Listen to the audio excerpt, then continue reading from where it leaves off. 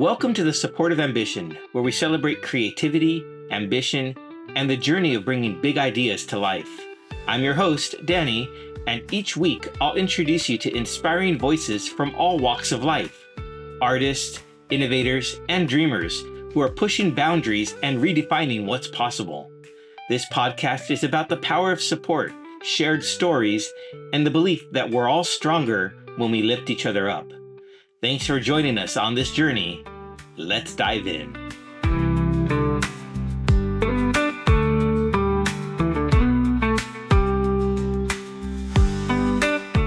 Hello, everyone. Today we have the privilege of speaking with Zak Ford, the author of Called Up, Ballplayers Remembering Becoming Major Leaguers.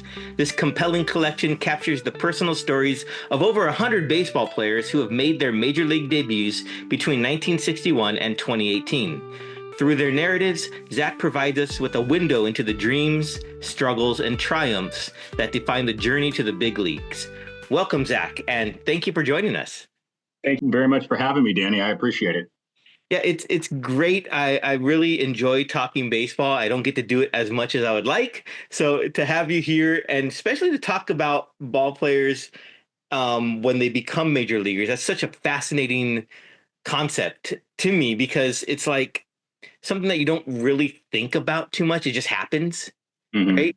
So to get into the mind of these players and to hear firsthand accounts of what it was like, that must have been kind of thrilling for you. Absolutely. It was something that, obviously, I think everybody that picks up a baseball glove wants to become a major leaguer at one point in their life. True. I quickly realized when I was hitting 200 in Little League, my chances of making the big leagues were pretty slim, right? So I figured I needed to pursue something else. But, in my, I'm 46 now. I started this project about 5 years ago. In my 40s, I was, in a way, able to relive the dream I had as a kid through talking to these ball players. Yep. Right. And especially, the stories range from 1961 all the way through 2018. However, admittedly, I was a little bit biased towards those guys in the late 80s, early 90s, when I was a young baseball fan. Because when I was a kid, Major League Baseball players, they weren't human. Yeah. They were like godlike superheroes, right? Mm-hmm. They're put on, baseball fields to entertain us, right? Yeah, absolutely. And obviously, as an adult and even really as an older kid, I realize that's far from the truth.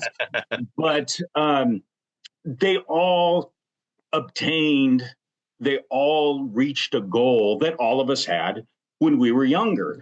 And I really wanted to capture the human side, the human interest side of these stories. So, there are, the stories are going to include some game details, but more than anything else, it's about the trials and tribulations, what it felt like when they got that call, what the orientation process was like, Right. What was going through their minds when they ran out to that mound or ran out to that field the first time or stepped in the batter's box the first time as a major leaguer. And the human side of these ball players was what I wanted to capture more than anything else. And I think that, I was able to, do a fairly good job doing that, I believe. I think you did. I've read through, I think I'm into the end of the 80s now. Great. And it's been fascinating hearing or just reading them. And like you said, they are firsthand oral stories that if you hadn't captured these, who else would know about them? Mm-hmm. So I think that's a really important part of, or important topic of why this book is important. Yeah. And, I wasn't going after really, Hall of Famers or, big name guys that required, agents or publicists. So, I was talking to guys who, for the most part, there are some, fairly regular all-stars in there and stuff. Mm-hmm. But for the most part, these are guys who went on to have, semi-normal lives after baseball who obtained a dream. And it was just really fascinating to be able to talk to these guys and get those stories and, have them share with me those firsthand accounts of, reaching that goal and being able to, take those interviews, organize them into story form, and present them essentially as spoken word. I wanted readers, Right. when they're reading Right. this, Mm-hmm. to kind of read it as if it's being told to them Right. directly from the player. Yeah, absolutely. And I think you nailed that and the way you delivered it. So yes, kudos to you for that. Thanks. Um, well, with such a vast pool of players, how did you choose from them? Or did you just include everyone that you've interviewed, or was it like, did you pare it down a little bit, or how did that selection come about? I am going to provide an answer that is not overly exciting. Um, Honestly, my only criteria was that they were on a major league roster at one time. There you go. That's it. Right. And to be completely candid, I tended to gravitate to those stories that were, not the number one draft pick that made his second spring training. I like the stories of the guys who may have spent, 6, 7, 10 years in the minor leagues before getting that September call up once, Mm-hmm. right? Mm-hmm. I tended to think, I gravitated to those stories because they were able to show a little bit more ups and downs and more of a relatable connection, Right. Right. if that makes any sense. So, like I said, my only criteria was that they served on a major league roster and they were willing to chat with me. So you'd be amazed how many players that I actually just found on social media. Probably Okay. half to 2/3 of the guys Mm-hmm. were, I just did, a search for MLB alum or former major leaguer in Facebook and Twitter, I guess now X. Yeah. And a lot of them would have it in their bio. And once you follow a few, become friends with a few, the social media algorithms start, acting up a little bit. Mm-hmm. And then I would just reach out that way. So I really kind of took just kind of a shotgun approach. And whoever was willing to chat with me, I was more than willing to include their story. And I have 109 in the book. That's awesome. You cast a wide net. Yes. Yes. And prove the good part of social media. Yes. Yes. It gets wild out there sometimes, but this is a baseball focus. Yeah. Were there any interviews that particularly resonated with you or surprised you during the process? There was, actually one. I'm a Giants fan, admittedly. So there probably are a few more Giants, especially in the era that I follow, just because I tended to be more familiar with their names. Yeah. Mm-hmm. I was just thinking of his story today because I saw that it was his birthday on social media. The Giants sent it out. Sean Estes. So Sean Estes I remember him. Is now he does pre and post game. He does occasional play-by-play stuff like that for the Giants. Mm-hmm. And he was one of the guys that was, willing to chat with me. And I had obviously remembered him from when I wasn't young when he got called up. I was a teenager. But he was, I think, 22 or 23 at the time he got called up. So he was relatively young. And I didn't know this part of his story until I was talking to him. But he didn't make it out of A-ball until his 5th professional season. Oh, wow. I mean, he was a number one pick, so you get a little bit more flexibility, a little bit more leniency when you're a number one pick. But he was a number one pick by the Mariners and spent literally 5 years in A-ball. Wow. Okay. And that almost never happens. Typically, like you get maybe 2.5, and you're gone. Mm-hmm. I mean, they're not going to. But, like I said, he's the number one pick. They give him a little bit more lead. So he gets traded to the Giants in 1995. That's when the Mariners were having those challenges, and they really needed to get a new ballpark. They needed to try and win at a major league level quickly. They made a trade with the Giants. and then they had that run towards the end of that season. Well, he gets traded over to the Giants, and he goes all the way from starting the year in A ball in the Mariner system to being a call up in Wow. September with the Giants. Okay. I Hmm. mean, to go through all those trials and tribulations, even as a number one pick, that's still got to be a challenge. Yeah. Because he Yeah. told me, he says, you know what? When you're a number one pick, you don't go through a lot of, trials and tribulations, on your way to getting that number one, Hmm. being that number one pick, right? Hmm. You usually dominate little Yeah. league, high Hmm. school, Hmm. college, blah, blah, blah, right? But then all of a sudden you're sent out, to a professional team where almost or the vast majority of the guys were guys who succeeded everywhere they went. Exactly. So Yeah. they Yeah. so there's a transition too mentally of adjusting to that.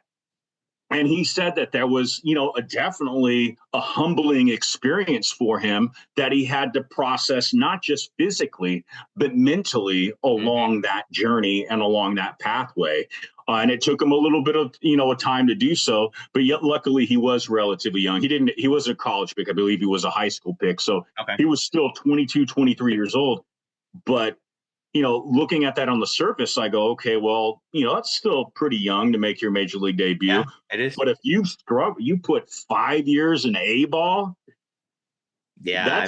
that's that can be humbling. I can imagine. I mean, you're number one pick, so you have not only the expectations of the club that drafted you, but your own Yeah. expectations of yourself, and to be Mm-hmm. humbled 5 years, and then all those, I'm sure, moments of self-doubt come in, Mm-hmm. and then to finally get the call up and to have that emotional roller coaster go there. Yeah, I'm Yeah, I gonna mean, get to his story there's soon. guys like that were number one picks that got kind of humbled. There's guys that number one picks, truthfully, that got their second spring training. They got the Mm-hmm. call, and then I also got guys in there that were undrafted free agents out of independent ball Okay. who you know had ups and downs even in independent ball, and then eventually made the major leagues. So there's quite a diverse amount of stories in this book. Absolutely. Among those stories, did you find any like recurring themes or emotions that stood out in the player stories? One of the things that was really interesting to me, and I kind of alluded to it a little bit in the Sean Estes story, is the mental side of the game. Mm-hmm. Um, you know, a lot of us have probably seen that, especially for pitchers. Yeah. Some of us may have seen that Kevin Costner movie For Love of the Game, Mm-hmm. and he's in the middle of pitching that perfect game, and he says clear the mechanism, where he's basically so focused and so locked in that he just blocks out the crowd, blocks out everything else. And there was I knew a few ball players when I was younger, and they told me they would do that, and I was like, ah, oh, that's a bunch of hooey. Like that, they're just there's no way anybody is mentally that strong to be able to do that. Mm-hmm. But that was something that was fairly common, that you say, hey, I have to be locked in, I got to focus. I just try and block out the crowd, I can't hear them. And I thought, wow, like how, like I don't know how you can get that locked in. Yeah. But when literally when your livelihood depends on it, I guess. Yeah, I guess so. I guess you're able to cross that threshold. I know that I would never was, even when I was, struggling in little league. But obviously, struggling in little league is infinitely different than struggling in the major leagues. Yeah. Well, maybe. I mean, it's still, well, Little League isn't 90 feet, but, still Yeah. same. Bases are the same side. Home plate is 18 inches. I heard there's that one coach that says, or umpire, or someone said, like, how wide is home plate at Little League? How wide is it in high school? How wide is it in Mhm. college? It's all the same. So, yeah. Yeah. One thing I noticed among the stories, though, was that it seemed to be a whirlwind from when a player got the call to when ended up in his debut in the majors. Well, for most of them, some there was a Mhm. delay, but that's something I noticed a lot about among many of the players was that it was get the call. Next thing you know, you're on the field. Did you? Oh yeah. Did they players seem excited when they when they talked about that, or was it more of like a anxiety, remember, like PTSD, remembering anxiety from that moment? I mean, it was definitely a positive experience. Yeah, I true. mean, it was, but it was a lot of them did reference, that just like that anxious, that that nervousness of Hmm. wanting to get into a game, but also being self conscious of, okay, well, shoot, now the lights are on me. I need to be super focused. I need to make sure that I do my job. Yeah, yeah, Um, true. Hmm. but some of these guys, they got called up. They reach they get you know they don't sleep all night long after they're told, after a night game in the minor leagues.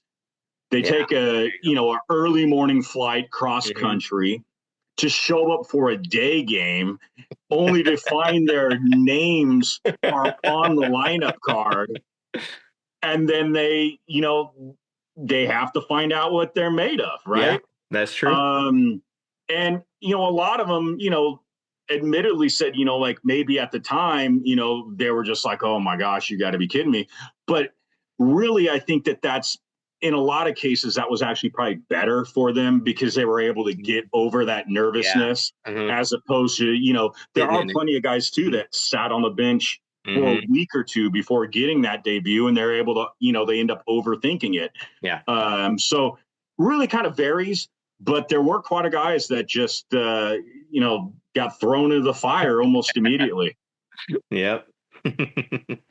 How did all the stories that you were told, how did that affect your perspective on the game of baseball and the players who pursue it?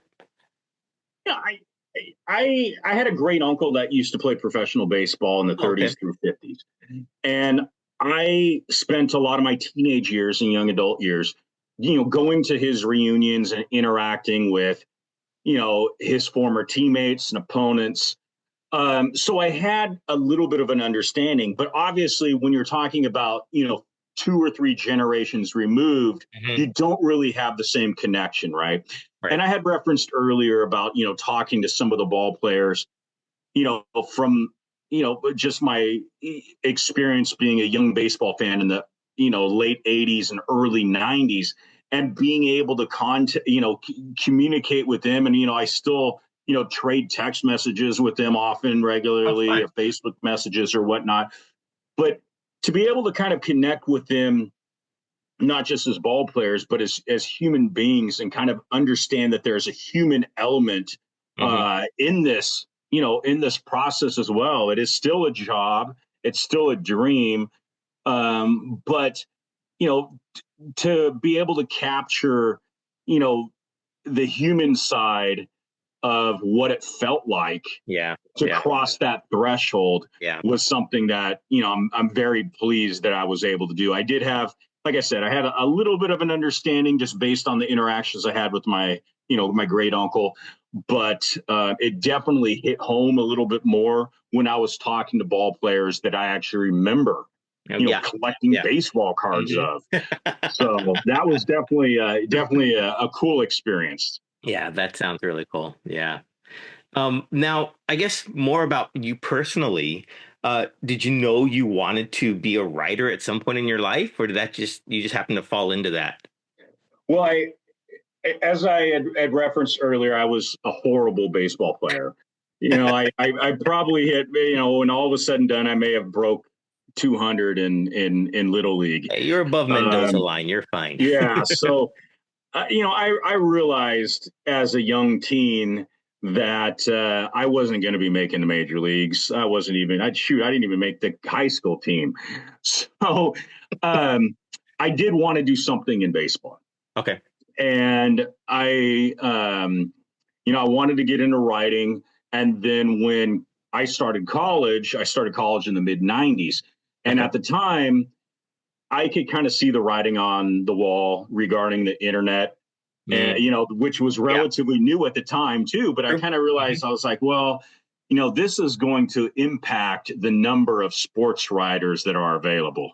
True. There's not going to be a need for all these local papers to have different sports. So I kind of put a pause on it, I also realized that it's going to pay horrible and it's not going to be family friendly. So I sold out. I majored in business. And then in around the time I was, about maybe 39, 40, when my kids were a little bit older, I was a little bit more established. I wanted to at least get back into it as a hobbyist. Yeah. And I don't have any aspirations of making this, a career. I want this to, I mean, it would be great, but I realistically, I'm thinking of this as just something that, fulfills me and is, a hobby that hopefully one day I could at least break even on. And, I think we all see these, virtual videos every year of guys calling their mom after, a decade in the minor leagues. Yeah. And, I know what you mean. something like that goes around social media. And I wanted to get something that, and I've always gravitated towards the human interest side of baseball. And was like, well, where can I find my niche per se? Mm-hmm. And I was thinking, okay, well, it's kind of cool. The human interest side of, getting the call, making your debut is something that's, has a fairly broad interest, even if you're not a baseball fan. It's just it's attaining human goals. interest. Yeah. And, I just kind of thought about, okay, well, what could I do that could, capture a wide audience, still be related, to baseball, and also obviously be of interest to me. Mm-hmm. And called up, major league call ups and debuts was something I ultimately decided to pursue for the first book. There you go. So how has the reception been among readers of the book? For the vast majority of them, folks have really appreciated it and liked it. It's not a moneymaker. Right. I mean, It's a I, passion. Yeah. and I did not anticipate that this would be a moneymaker. I mean, I half joked during the process that my goal was to get a book published. I had always wanted to get a book published. Mm-hmm. I half joked that my goal was to get this book published without losing $10,000. And I was able to obtain that lofty goal. There you go. When all was said and done, I think I probably spent about $8,000. And this was, transcriptions, services, Right. Promoting it, complimentary copies, etc. I've recouped about half of that.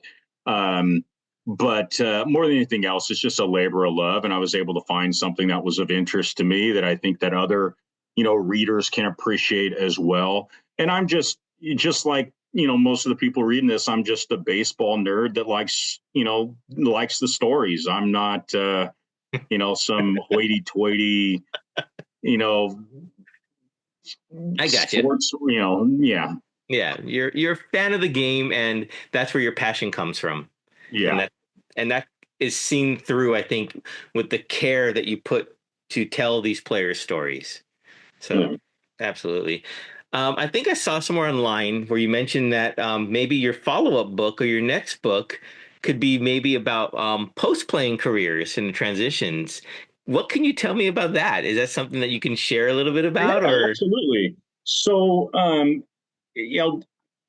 I've always been interested, and I keep going back to this, is, ball players as human beings. I mean, Yeah. that's which they are. I mean, it's, and the average fan doesn't understand that the vast majority of people, even if they make the major leagues, they're not retiring off major league.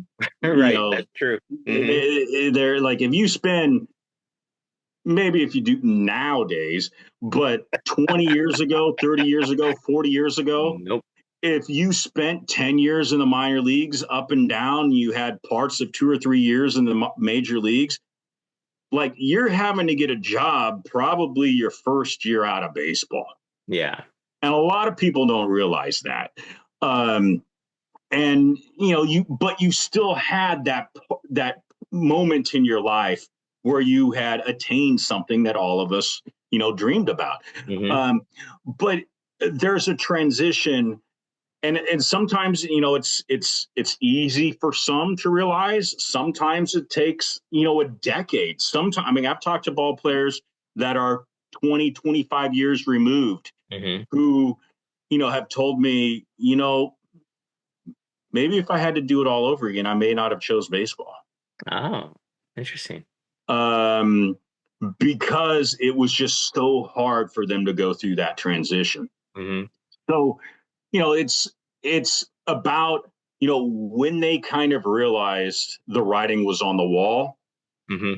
that their days were numbered. And keep in mind, if you play baseball until you're realistically even 30, you had a fairly long baseball career on average, right? So Right. you True. True. have Hmm. 50 years after, you have, you know, 30, 35 years of work after that, most likely. Yeah. Um, so, you know, I luckily have become friends with a lot of the players that were in Called Up. So there will be a lot of the players that were in Called Up will be in Next Up, which will be on the post-playing Cool. career transition.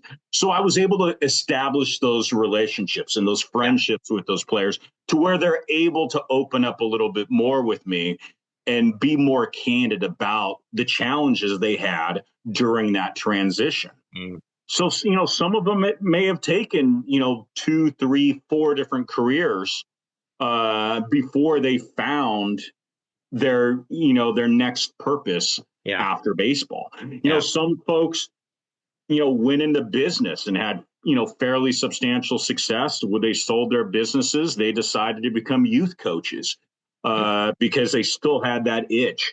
Mm. There's really a broad array of players that will be in the book.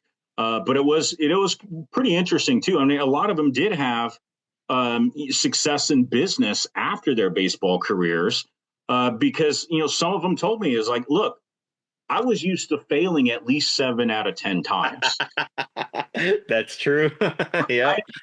I'm not going to fail that much going into business. So like I can accept the failure and the ups and downs of weathering the process as I grow a business because I did that as a ball player for a half dozen 10 years working my way up to the major leagues. So they Right. kind of had that different mentality uh which helped them succeed in the business world.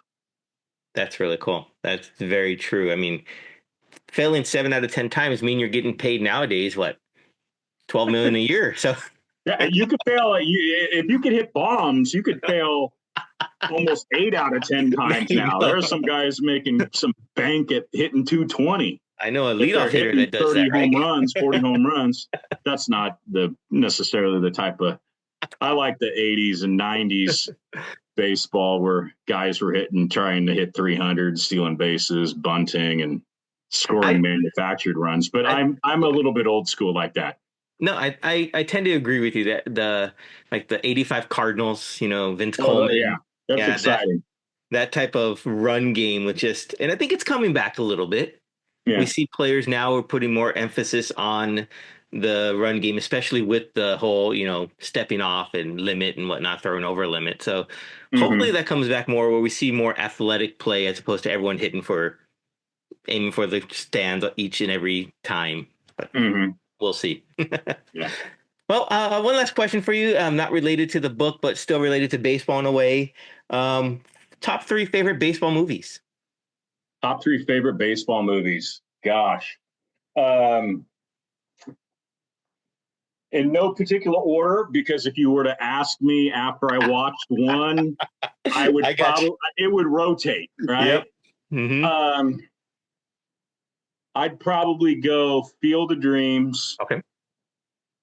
A League of Their Own, and The Nice. Sandlot. You're killing me, Smalls. Yes. Absolutely. Absolutely. Those are great. Those are great. Well, Zach, if people wanted to follow you or find out more info about your book, where would it be the best place for them to go? They can find me on social media, just Zak Ford, Called Ups, Next Up. They just have to spell Zach weird. My parents decided to spell Zach Z-A-K. So if they spell it the way 95% of other people spell it, they're not going to find me. ZakFord. They can also go to ZakFord.com too. There you go, ZakFord.com. Yeah. Awesome.